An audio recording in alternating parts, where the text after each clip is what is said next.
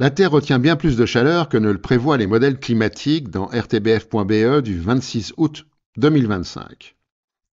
Il y a deux façons de mesurer le changement climatique. 1. On enregistre la température à différents endroits sur une longue période. Même si cette méthode fonctionne bien, les variations naturelles peuvent rendre plus difficile l'observation de tendances à long terme. 2.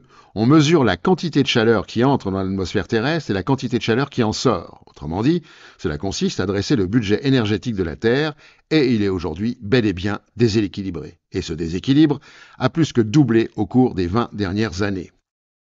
Ce déséquilibre est aujourd'hui beaucoup plus important que ce que les modèles climatiques estimaient. En effet, au milieu des années 2000, le déséquilibre énergétique était d'environ 0,6 watts par mètre carré en moyenne. Ces dernières années, la moyenne était plus proche de 1,3 watts par mètre carré. Cela signifie que la vitesse à laquelle l'énergie s'accumule à la surface de la planète a doublé. Depuis le début de la civilisation humaine jusqu'à ce qu'il y a tout juste un siècle, la température moyenne à la surface était d'environ 14 degrés. Le déséquilibre énergétique qui s'accumule a maintenant fait grimper les températures moyennes de 1,3 à 1,5 degrés. Il faut donc s'attendre à ce que les événements climatiques soient plus intenses, qu'il s'agisse de vagues de chaleur caniculaires, de sécheresse ou de pluies extrêmes, ou de vagues de chaleur marine plus durables. Pollution, un mot de la nouvelle morale dans theconversation.com du 28 août 2025. Pollution est emprunté au latin pollutio, qui signifie souillure, profanation. Il est lui-même dérivé de polluere, souiller. Autrement dit, polluer, c'est profaner le sacré. L'anthropologue britannique Mary Douglas, dans son ouvrage de 1966, De la souillure, essai sur les notions de pollution et de tabou, propose l'idée suivante. La saleté, c'est ce qui dérange l'ordre des choses. Ni le geste ni l'objet en soi ne sont sales, mais ils salissent dès lors qu'ils transgressent une règle ou une norme. C'est donc une question de contexte. Quelques poules en centre-ville sont moins acceptables que les mêmes poules dans une cour de ferme. Ce qui est qualifié de polluant est moins affaire de pollution au sens courant qu'une affaire de transgression d'une règle établie. Dès lors, le geste polluant entre dans le champ de la morale, et c'est dans ce champ qu'est défini ce qui est propre et ce qui est sale.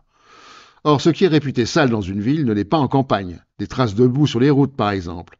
Ainsi, les nouveaux arrivants venant du monde urbain, qu'on appelle néo-ruraux, tentent d'imposer aux autochtones la morale du propre et du sale. Le mot pollution devient dès lors un marqueur social, et celui qui définit le sale définit l'ordre. Enfant, n'avons-nous pas entendu « Ne joue pas là, tu vas te salir ». Il est possible qu'on se trompe de champ, il ne s'agit pas de morale mais de politique. La pollution est une affaire politique. Pour ne pas conclure, redisons avec Léo Ferré, n'oubliez jamais que ce qu'il y a d'encombrant dans la morale, c'est que c'est toujours la morale des autres. Mais où sont donc passés les Duplon-Lajoie dans l'inter.fr du 27 août 2025 ?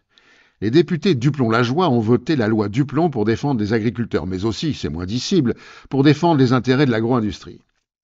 Les ont-ils défendus vraiment quand le premier groupe sucrier Tereos ferme 3 sucreries, une à Abbeville dans la Somme, une autre à Écaudœuvre dans l'Aisne et la troisième à Marconnel dans le Pas-de-Calais?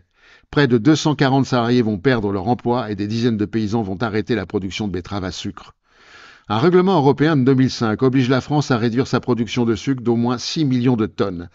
La France n'ayant réduit sa production que de 2,1 millions de tonnes, une réunion du Conseil des ministres de l'Union européenne à 2007 enjoint à notre pays d'appliquer la directive afin de permettre à des pays tiers d'exporter leur production sucrière vers l'Union européenne sans aucun droit de douane. De plus, une délibération de l'Organisation mondiale du commerce au profit du Brésil, de la Thaïlande et de l'Australie demande à l'Union européenne de ne plus soutenir sa production sucrière. Nous n'avons pas vu les Duplon-Lajoie chez Tereos, au Parlement européen ou à l'OMC. Les ont-ils défendus vraiment quand le groupe laitier Lactalis, qui bénéficie de 18,6 millions d'euros d'aide publique, réduit le prix du lait de la production, éjecte des producteurs de nos régions de sa collecte? Après s'être implanté au Brésil au printemps, ce groupe a acquis au mois de juin le groupe laitier américain General Mills et il vient d'acquérir la semaine dernière une entreprise laitière en Nouvelle-Zélande pour une valeur de 2 milliards d'euros. Lactalis exportera donc son lait vers la France à des prix qui ruineront les producteurs. Nous n'avons pas vu l'ombre d'un Duplon-Lajoie chez Lactalis.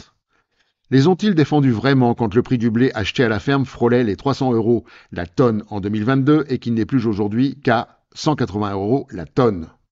Sachant que le coût de production moyen d'une tonne est estimé selon les exploitations aux alentours de 220 €, le producteur de blé perd donc de l'argent en travaillant.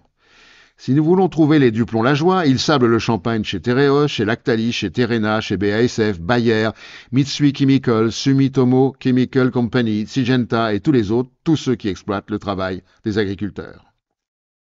La déforestation tue dans goodplanet.info du 28 août 2025. Selon une étude publiée dans la revue scientifique Nature Climate Change le 27 août 2025, la destruction des forêts tropicales en Asie du Sud-Est, dans l'Amazonie et dans le bassin du Congo, a provoqué des hausses de température qui ont causé la mort de 500 000 personnes dans le monde. Dans ces régions, ce phénomène causerait 28 000 décès prématurés par an. Les 345 millions de personnes qui vivent dans les régions tropicales sont localement exposées à une hausse de la chaleur et pour 2,6 millions d'entre elles, l'augmentation des températures a dépassé les 3 degrés Celsius, ce qui, dans les zones déjà chaudes et humides, est très dangereux pour la santé humaine. En 20 ans, le monde a perdu 1,6 million de kilomètres carrés de forêt tropicale. Comment l'Europe s'est fait avoir dans naturascience.com du 29 juillet 2025. Dimanche 27 juillet. L'Union européenne a accepté d'acheter sur 3 ans 750 milliards de dollars d'énergie américaine, soit 644 milliards d'euros, c'est-à-dire du pétrole, du gaz naturel liquéfié et du combustible nucléaire. L'objectif est de remplacer le gaz et le pétrole russe et garantir l'approvisionnement en énergie de l'Europe.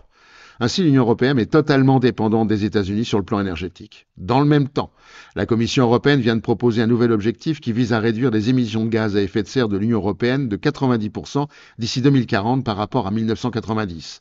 Or, le gaz américain est issu du gaz de schiste qui est 1,5 à 4 fois plus émetteur que le gaz dit naturel produit par la Russie. Autrement dit, la réduction de gaz à effet de serre est un leurre.